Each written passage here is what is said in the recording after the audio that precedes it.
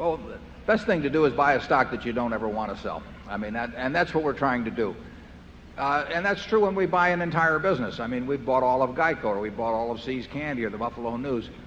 We're not buying those to resell. I mean, what we're trying to do is buy a business that we will be happy with if we own it the rest of our lives, and we expect to with those. It's the same principle applies to marketable securities. You get extra options with marketable securities. You can add to holdings, obviously easier. We can never own more than 100% of a business, but if we own 2% of a business and we like it at a given price, we can add and have 4 or 5%. So that's an advantage. Sometimes if we need money to move to another sector, like we did last year, we will trim from some holdings, but that doesn't mean we're negative on those businesses at all. I mean, we think they're wonderful businesses, or we wouldn't own them. And we would sell, if we needed money for other things.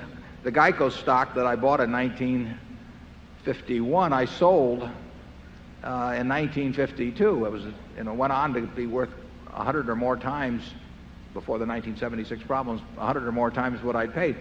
But I didn't have the money to do something else. So you sell if you need money for something else. You may sell if you believe that valuations between different kinds of markets are somewhat out of whack. And we have done a little trimming last year in that matter. But that could well be a mistake. I mean, the real thing to do with a great business is just hang on for dear life. Charlie? Yes, but the sales that do happen, the ideal way is when you found something you like immensely better. Isn't that obvious? That's the ideal way to sell.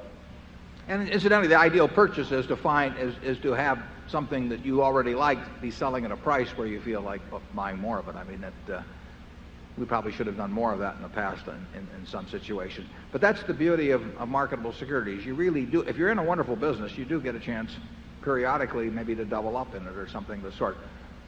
If the stock market were to sell a lot cheaper than it is now, we would probably be buying more of the businesses that we already own.